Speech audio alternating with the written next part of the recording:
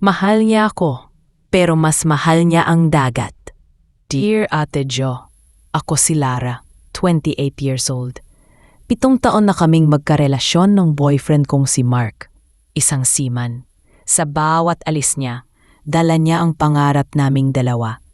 Pero sa bawat pagbalik, parang mas ako ang naiwan.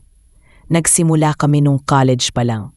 Siya yung tipong tahimik, pero pangarap ang laki. Gusto niyang makalibot sa mundo. Mabigyan ng magandang buhay ang pamilya niya. Nung makapasa siya sa training at nakauna ng kontrata, proud ako pero hindi ko alam na simula pala ng relasyon naming laging paalis.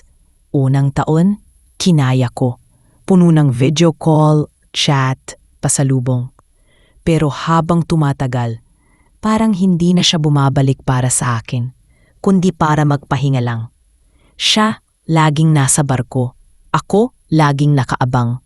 Hanggang sa dumating ang araw na tinanong ko siya, kailan tayo magsisimula ng buhay nating dalawa? At ang sagot niya, kapag nakaipon pa ako ng mas marami. Pero ilang taon pa ba ang kailangan?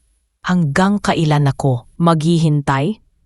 Isang gabi, habang nasa biyahe siya, nagka-issue ang signal. Ilang linggo kaming walang usap. At nang makabalik siya sa Wi-Fi zone, nag-message siya ng, Lara, hindi na kita pwedeng ipangako. May nakachat daw siya habang onboard. Hindi raw sinasadya. Pero nangyari. Iniwan ko siya.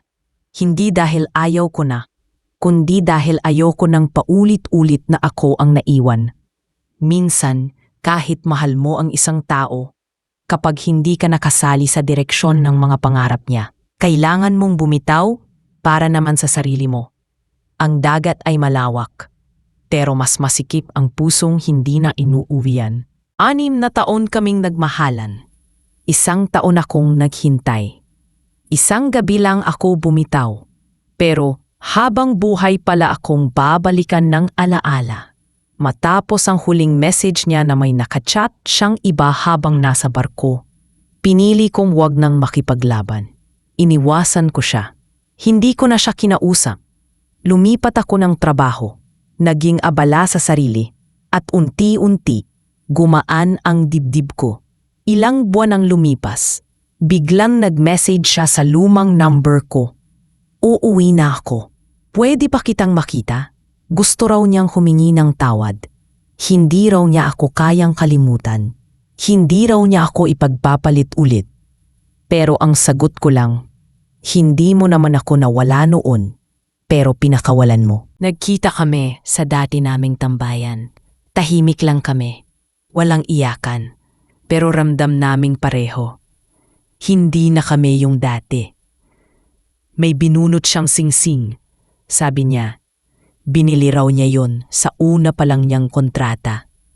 Pero ngayon lang siya nagkaroon ng lakas ng loob. Too late. Iba na ang plano ko. Hindi na ako yung naghihintay sa dauman. Umalis siyang may luha sa mata.